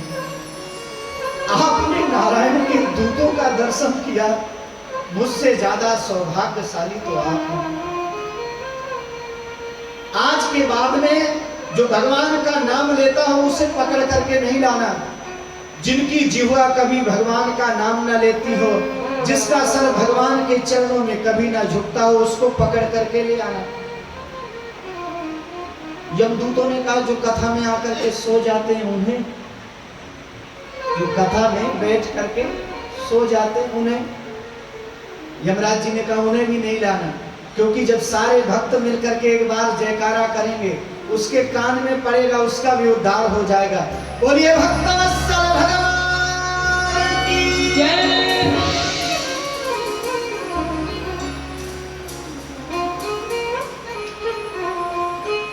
अजामिल का उद्धार हुआ है। इधर किस प्रकार से इंद्र ने नारायण कवच प्राप्त किया है, विश्व रूप को पुरोहित बना करके इसका भी वर्णन है, और किस प्रकार से भगवान ने प्रहलाद के ऊपर कृपा किया है इसका भी वर्णन है। आज का जो शेष रह जाएगा प्रहलाद चरित्र, वह कल आपको विस्तार से सुनाएंगे। समय पूरा हो गया है। पर प्रहलाद चरित्र तक तीसरे दिन पहुंचना ही होता है। तो आइए बड़े भाव से प्रहलाद चरित्र में प्रवेश करें। जब हिरण्यकशिपु ने देखा मेरा भाई हिरण्याक्ष मार दिया गया है, घर वाले सब बैठे बैठे रुदन कर रहे हैं, उसने जाकर के घर वालों को समझाया शरीर मरता है, आत्मा मरने वाली नहीं। रणांगन में जो युद्ध करते हुए मारा जाता है वह वीर गति को प्राप्त होता है। ऐसे व्यक्ति के विषय में सोच नहीं करना चाहिए, ऐसे व्यक्ति के विषय में शोक करना अल्पज्ञता है। घर वालों को समझाया, स्वयं चला गया तपस्या करने के लिए। 10,000 वर्षों तक तपस्या किया। ऐसी तपस्या जल्दी किसी ने नहीं की। ऊर्ध्वाहो नभो दृष्टि, दोनों भुजाओं को आकाश की ओर करके, नेत्रों को आसमान की ओर करके 10,000 वर्षों तक तपस्या की। पूरा शरीर गलित हो गया, यहां तक कि चींटियों ने अपना स्थान बना लिया रहने के लिए। भजन के प्रभाव से जीवित रहा, तपस्या के प्रभाव से जीवित रहा। ब्रह्मा जी ने जब देखा उग्र तपस्या की है इसने, ब्रह्मा जी वरदान देने के लिए आए, बेटा मांगो क्या चाहते हो। इसने कहा वरदान दे दो, ना मैं ऊपर मरूं, ना मैं नीचे मरूं, ना मैं दिन में मरूं, ना मैं रात्रि में मरूं, ना मैं आपके बनाए हुए किसी महीने में मरूं। ब्रह्मा जी ने सोचा कि ये मरेगा काहे से, बोलो जय श्री कृष्ण। पर ये भगवान का काम है, इसने तपस्या किया है तो वरदान तो देना ही पड़ेगा। वरदान दे दिया है। जैसे ही हिरण्यकशिपु अपने राज्य में आया, सारे राज्य में घोषणा करा दी आज के बाद कोई यज्ञ नहीं करेगा, कोई पूजन नहीं करेगा, कोई दान नहीं देगा, और कहीं भी यदि मैंने यज्ञ करते हुए किसी को देख लिया तो वे जीवित नहीं बचेगा। चारों तरफ त्राही त्राही मच गई। सारे देवता एकत्रित होकर भगवान की शरण में गए। भगवान ने कहा जब यह हमारे भक्त को कष्ट पहुंचाएगा हम इसके उद्धार के लिए स्वयं आएंगे। कालांतर में इसकी पत्नी के 4 पुत्र हुए हैं, ह्राद, अनुह्राद, संह्राद और प्रहलाद। प्रहलाद जी सबसे छोटे थे। 7 वर्ष के प्रहलाद जी एक दिन रास्ते में जा रहे थे, इन्होंने देखा एक मैया बैठे बैठे रो रही है। उससे पूछा माँ आप यहाँ पर क्यों रो रही हैं बैठे। उसने कहा बेटा मैं घड़ा बनाने वाली हूँ, मैं कुंभकारी हूँ। मेरे पास में छोटे छोटे बिल्ली के बच्चे थे, रोज आकर के मेरे पास में खेलते रहते थे, मेरी गोद में इधर उधर घूमते रहते थे। धोखे से एक दिन वो सब घड़े में छुप गए और उस घड़े को उठा करके मेरे पति ने धोखे से आवे में रख दिया। अब धू धू करके जल रहा है, सिर्फ नारायण भगवान रक्षा कर सकते हैं। प्रहलाद ने कहा माँ यदि यह चमत्कार हुआ तो मैं आपको वचन देता हूँ, जिस भगवान की आराधना आप करती हैं उनकी आराधना मैं भी करूँ, उनकी आराधना मैं भी आज के बाद में करूँगा। और सच में जब भगवान अपनाना चाहते हैं तो कोई ना कोई जीवन में चमत्कार तो करते ही। इधर जब 15 दिनों के बाद में आवा ठंडा हुआ, सारे घड़े निकाले गए, तो भगवान की कृपा से क्या देखा उस कुंभकारिण ने, वह छोटे बच्चे बिल्ली के सब दौड़ करके उसकी गोद में आकर के बैठ गए। प्रहलाद जी ने देखा, प्रहलाद जी ने कहा माँ वैसे तो हमारे गुरु जी नारद जी हैं, पर आज से एक गुरु मैं आपको भी मानता हूँ, बोलो जय श्री कृष्ण। अब तो प्रहलाद जी सोते जगते उठते बैठते ओम नमो नारायणाय, ओम नमो नारायणाय, ओम नमो नारायणाय, ओम नारायणाय नमः, ओम नारायणाय नमः, इसी मंत्र का जप करने लगे।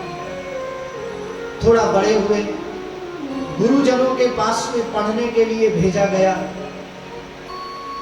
शुक्राचार्य के पुत्र संड और अमर्क 2 पढ़ाने में नियुक्त किए गए। आसुरी विद्या सिखाते, वहां तो पढ़ते पर हृदय में धारण नहीं करते। एक दिन पिताजी ने पूछा बेटा जो सबसे अच्छी विद्या पढ़ी हो सुना। इसने कहा, पिताजी आप अच्छी विद्या सुनना चाहते हैं तो फिर अच्छी सुनो। यह सारा संसार एक अंधा कुआं है, उसमें जीव पड़ा हुआ है। भगवान नाम ही एक वह रस्सी है जिसको पकड़ करके इससे पार जा सकता है। और जैसे ही सुना, पिताजी ने उठा करके नीचे पटक दिया। इसको किसने पढ़ाया? बार बार नारायण का नाम ले रहा है। गुरुजी ने कहा हम ठीक से पढ़ा के लाएंगे, एक मौका और दे दो। अब दोबारा पढ़ा करके लाए। इस बार इन्होंने नौधा भक्ति सुना दिया। बोलो जय श्री कृष्ण। श्रवणम कीर्तनम विष्णु स्मरणम पाद सेवनम अर्चनम वंदनम दास्यम सख्यमात्म निवेदनम। पिताजी, भगवान की आराधना कैसे करना चाहिए? श्रवणम कीर्तनम विष्णु। भगवान की जहां कथा हो रही हो, कथा सुनो। समय मिले तो थोड़ी देर के लिए कीर्तन करो। स्मरणम पाद सेवनम, भगवान का स्मरण करो। और जब भगवान की सेवा करो तो उनका चरणोदक ग्रहण करो।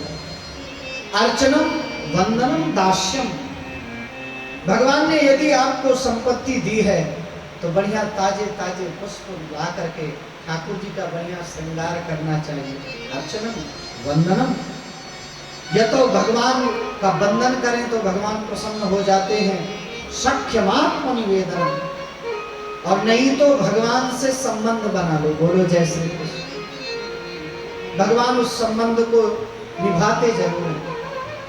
यदि भगवान स्वामी के रूप में अच्छे लगते हैं तो स्वामी बना लो।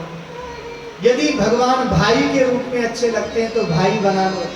यदि मित्र के रूप में अच्छे लगते हैं तो मित्र बना लो। और नहीं तो यदि सेवक के रूप में अच्छे लगते हैं तो सेवक बनाई लो। बोलो जय श्री कृष्ण। भगवान सब कुछ बनने के लिए तैयार है। और इतना ही नहीं है, इसी कलिकाल में भगवान, इसी कलिकाल में त्रिलोचन चंद्र जी के यहाँ पर 13 महीने तक सेवक बन करके रहे। भक्तमाल में इस कथा का वर्णन है। इधर जैसे ही इन्होंने सुनाया है, पिताजी ने गोद से नीचे पटक दिया। सैनिकों को आज्ञा दिया है, जाओ इस दुष्ट को मार दो। अस्त्र शस्त्र का प्रहार करने लगे। किसी ने विष पिलाया, किसी ने पहाड़ से नीचे फेंका, किसी ने हाथियों के नीचे कुचलाना चाहा, और सर्वत्र भगवान उसकी रक्षा करते हैं। अंत में गुरुजी ले गए और बोले महाराज एक अवसर और दे दो। गुरुजी जैसे ही लेकर के गए हैं, गुरुजी किसी काम से चले जाते हैं। विद्यार्थियों ने कहा पहला जब बुढ़ापा आएगा तब भजन करेंगे, अभी से क्यों परेशान हो गए? आपके पिताजी आपको बार बार दंड देते हैं। उसने कहा अच्छा एक बात बताओ, अपनी आयु कितनी मानते हो? सबने कहा 100 वर्ष। कलयुग में शतम जीवन तो भवंता। प्रहलाद जी ने कहा यदि 100 वर्ष की आयु मानते हो तो बताओ रात्रि किस में जाती है? सबने कहा सोने में। प्रहलाद जी ने कहा 50 वर्ष सोने के निकाल दो, कितने बचे? अरे बोल दो जी। अच्छा रात्रि सोने में जाती है कि नहीं? अब कितने बचे? 50। इधर गुरुजी के यहाँ पर पढ़ने के लिए गए, 15-20 वर्ष उसमें चले गए। चलो 20 चले गए, 50-20 कितने हुए? 70। इसके बाद में विवाह हुआ, 25 वर्ष गृहस्थ में चले गए, तो 70 और 25 कितने भय? देखो अपने राम की गणित कमजोर है, आप लोग जोड़ लेना। बोलो जय श्री कृष्ण। कितने भय? 95। अब कितने बचे? अरे बोल दो जी। 5 बचे कि नहीं? मैं आपसे पूछता हूँ 95 वर्ष की अवस्था में दिखाई देता है ठीक से? सुनाई देता है?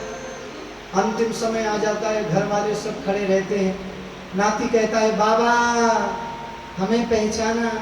बाबा कहता है जीवन भर पहचाना तो यहाँ पड़ा हूँ, अब पहचानूंगा तो पता नहीं कहाँ पड़ा हूँ। बोलो जय श्री कृष्ण। प्रहलाद जी कहते हैं बचपन से ही भगवान की आराधना करना चाहिए। कौमार आचरेत प्राज्ञो धर्मान भागवतानि हो। और जैसे ही इन्होंने सुना है, सब बड़े प्रेम से प्रहलाद जी के साथ में लग जाते हैं। कोई हारमोनियम ले आया, कोई ढोलक ले आया, कोई तबला ले आया, सब बड़े प्रेम से कीर्तन करने लगते हैं। अब देखो जो प्रहलाद की तरफ के हैं वो तो कीर्तन करेंगे, और जो हिरण्यकशिप की तरफ के हैं वो शांत बैठेंगे। अच्छा, हाथ उठा करके बताओ, हाथ उठा करके बताओ प्रहलाद जी के तरफ वाले कौन कौन हैं? तब तो कंफर्म हो गया कि यहाँ तो हिरण्यकशिप वाले भी है ही नहीं। अब बड़े प्रेम से सब लोग कीर्तन कर रहे हैं, बड़े प्रेम से प्रहलाद जी के साथ में नाच रहे हैं। हम भी नाचेंगे और हम भी कीर्तन करेंगे उसी प्रकार से। आचार्य जी प्रहलाद जी को ले इधर प्रहलाद जी बड़े भाव से कीर्तन कर रहे हैं। अब आइए हम सब लोग भी सम्मिलित हो जाएं। मेरो गोविंदा गोपाला मुरली मनोहर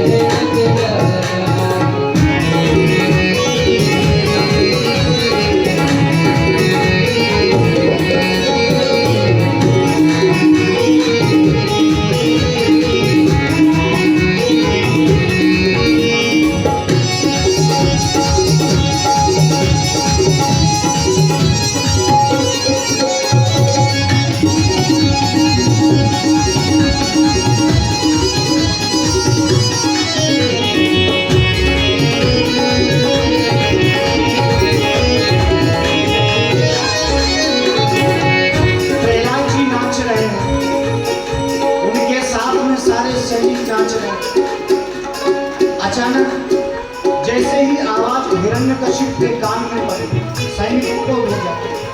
सेनापति साथ में सैनिकों को लेकर पहुंचा। उसने जैसे ही प्रहलाद को पकड़ा, ऐसी मस्ती आई प्रहलाद को छूते ही, वो भी नाचने लगा। इतने में आए गुरुजी।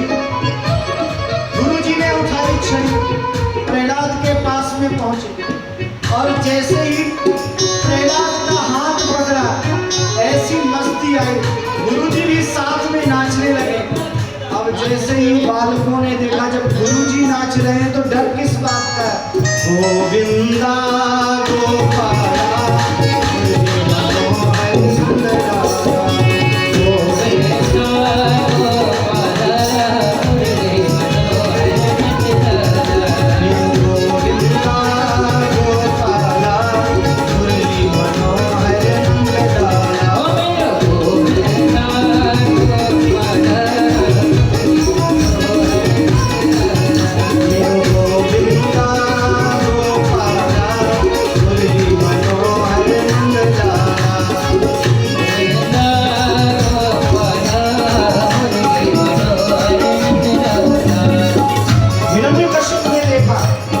सैनिक लौट करके नहीं आए, सेनापति नहीं आया, उठाया हाथ में तलवार। जैसे ही पहुंचा विद्यालय तो क्या देखता है, सब नाच रहे हैं। हिरण्यकशिप ने जैसे ही प्रहलाद को पकड़ना चाहा, एक बार तो वो भी नाच गया। गोविंदा गोपाला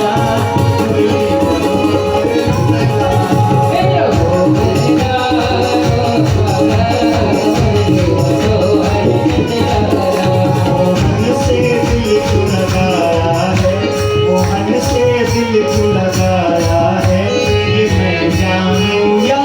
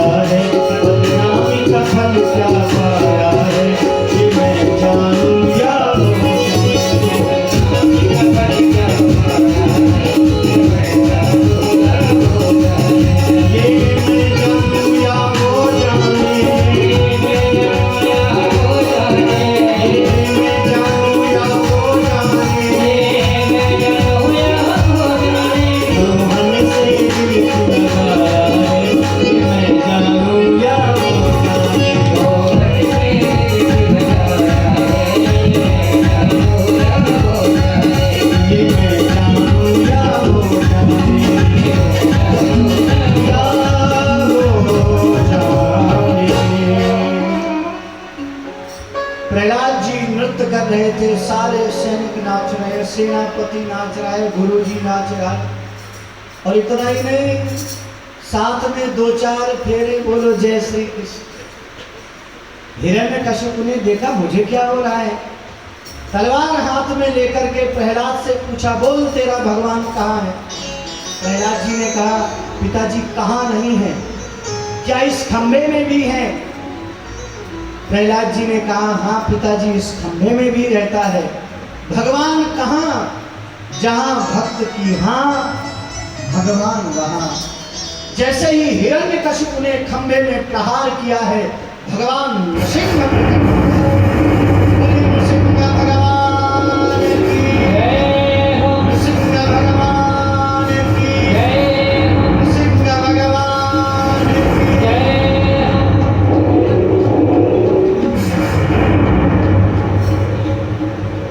जैसे ही नृसिंह भगवान प्रकट हुए, सारे घबरा गए हैं, टकटकी लगा करके देखने लगे हैं। और आप देखिए नृसिंह भगवान भी सुरक्षा के साथ आए हैं, बोलो जय श्री कृष्ण। नृसिंह भगवान ने हिरण्यकशिपु से युद्ध किया है, अंत में सारे वरदान पूरे हुए हैं।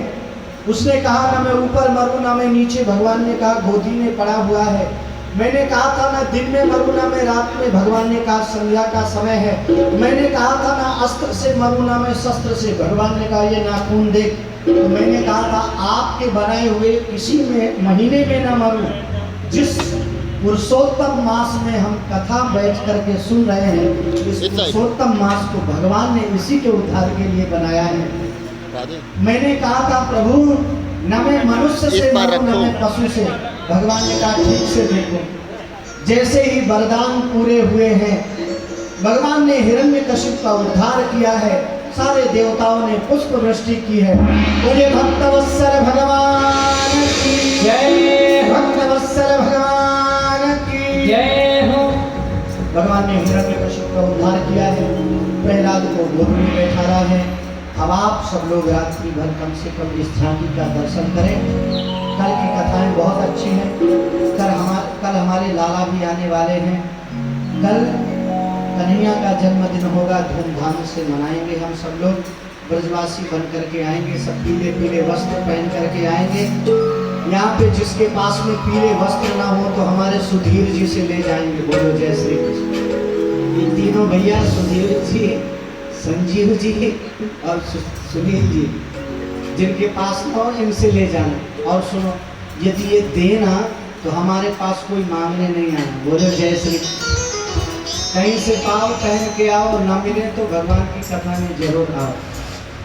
भक्त और भगवान रात्रि भर कम से कम एक जगह रहें, ऐसा ही चाहते हैं। आज की कथा का विश्राम। अब आप सब लोग अपने स्थान पर खड़े हो जाएंगे, बड़े भाव से आरती का आनंद लेंगे। बोले भक्तवत्सल भगवान की जय,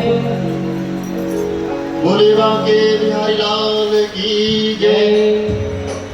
भक्त और भगवान की अति सुंदर झांकी यहाँ पर विराजमान है। आप लोग जो कोई भी पूजन करना चाहता है वह क्रमशः और उचित दूरी बना करके रखें और क्रम बाय क्रम पूजन कर सकते हैं। और आइए हम सभी लोग मिलकर आरती करेंगे। ओम ज्वालामालिन्यै नमः, रत्नेश्वर्यै नमः।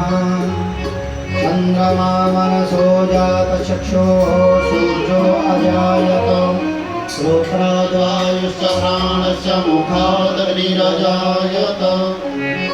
बांके बिहारी तेरी आरती गाऊं, बांके बिहारी तेरी आरती गाऊं। बांके बिहारी तेरी आरती गाऊं, बांके बिहारी तेरी आरती गाऊं। बांके बिहारी तेरी आरती गाऊं, बांके बिहारी तेरी आरती गाऊं।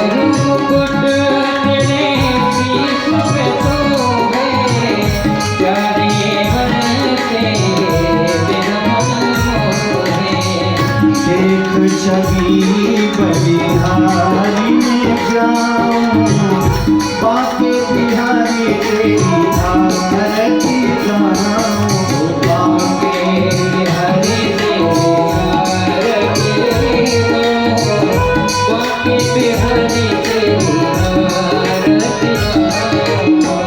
चरणों से निकली है गंगा प्यारी, जिसमें सारी दुनिया तारी। चरणों से निकली है गंगा प्यारी, जिसमें सारी दुनिया तारी।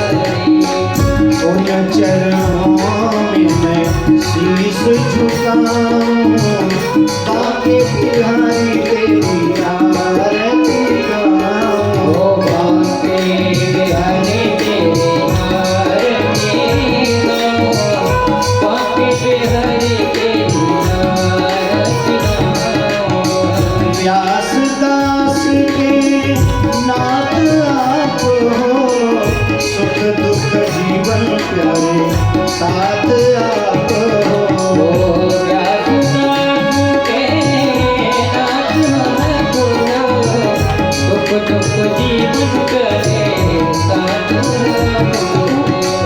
इन चरणों के मैं दर्शन पाऊं, बाके बिहारी तेरी आरती गाऊं,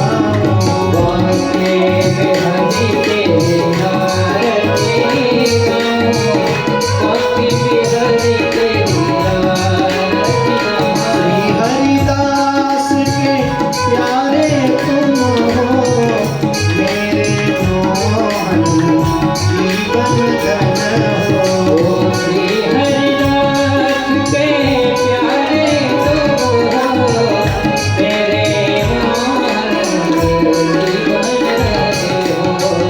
या छवि पे मैं बलि बलि जाऊं, बाके बिहारी तेरी आरती गाऊं,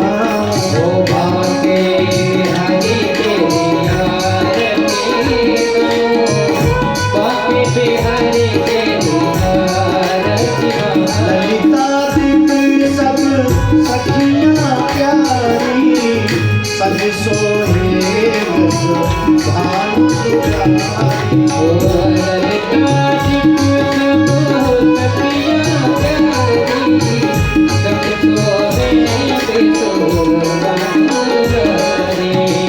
वास सदा वृंदावन पाऊं, बाके बिहारी तेरी आरती गाऊं,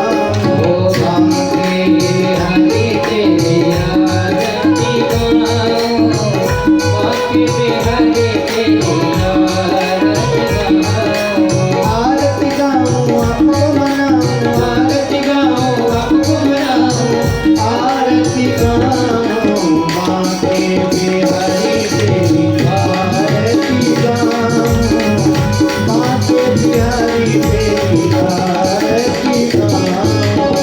आरती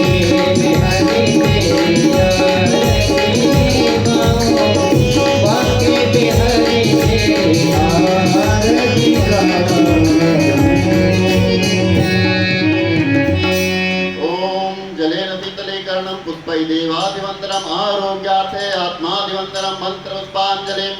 ओम जयो शान्तिरन्तरिक्षगं शान्तिः पृथिवी शान्तिरापः शान्तिरोषधयः शान्तिः वनस्पतयः शान्तिर्विश्वे देवाः शान्तिर्ब्रह्म शान्तिः सर्वं शान्तिः शान्तिरेव शान्तिः सामा शान्तिरेधि।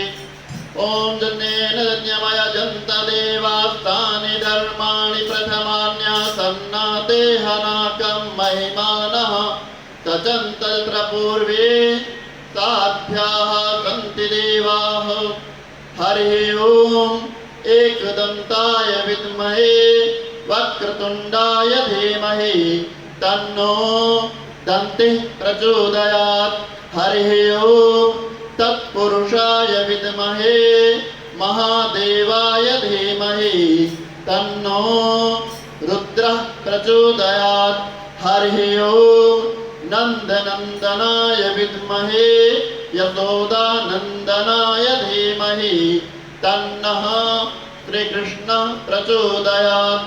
हरि ओम वृषभानुजायै च विद्महे कृष्णप्रियायै च धीमहि तन्नः श्रीराधा प्रचोदयात्। हरि ओम अंजनी नंदनाय विद्महे वायुपुत्राय धीमहि तन्नो हनुमत् प्रचोदयात्। सेवन्तिका वकुल चंपक पाटलाब्जै पुन्नागजात करवीर रसाल पुष्पै बिल्व प्रवल तुलसी दल मंजरीभिः त्वां पूजयामि जगदीश्वर मे प्रसीद। नाना सुगंध पुष्पाणि यथा कालोद्भवानि च पुष्पांजलिर्मया दत्तो गृहाण परमेश्वर। श्रीमत् त्रिलोक स्वामिना श्री वृंदा विपिन बिहारिणा श्री गोकुल वृंदारमण श्री महामहिम त्रिलोक पालन पोषण करा अनंत कोटि सूर्य प्रभा श्री कृष्ण चांडार विंदम प्रणमामि मंत्र पुष्पांजलिं समर्पयामि। बोले बाके बिहारी लाल की जय, बाके बिहारी लाल की जय। भागवत महापुराण की, भागवत महापुराण की। व्यास जी महाराज की, व्यास जी महाराज की। सुखदेव जी महाराज की, सुखदेव जी महाराज की। राम दरबार की, अयोध्या राम जी लला की। राम जन्मभूमि की, राधा रानी सरकार की। वृंदावन धाम की, वृंदावन धाम की। बोले व्यास जी महाराज की। सत्य की, असत्य का नाश हो, प्राणियों में सद्भावना हो, विश्व का कल्याण हो। गौ माता की जय हो, संपूर्ण भारत में गौ हत्या बंद हो। सभी लोग दोनों हाथ उठाकर बोलेंगे जय जय श्री राधे, जय जय श्री राधे, जय जय श्री राधे। ओम सहना भवतु सहनौ भुनक्तु सह वीर्यं करवावहै तेजस्विनावधीतमस्तु मा विद्विषावहै।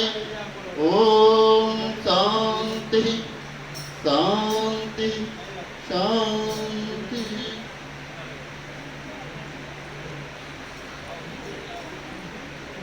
कल नंदोत्सव है, भगवान श्री कृष्ण का जन्म है, अतः आप सभी लोग अच्छे अच्छे वस्त्रों में सुसज्जित होकर आएं और सभी से निवेदन है कि कोरोना संक्रमण को देखते हुए उचित दूरी बनाए रखें, मास्क का प्रयोग करें। जो भी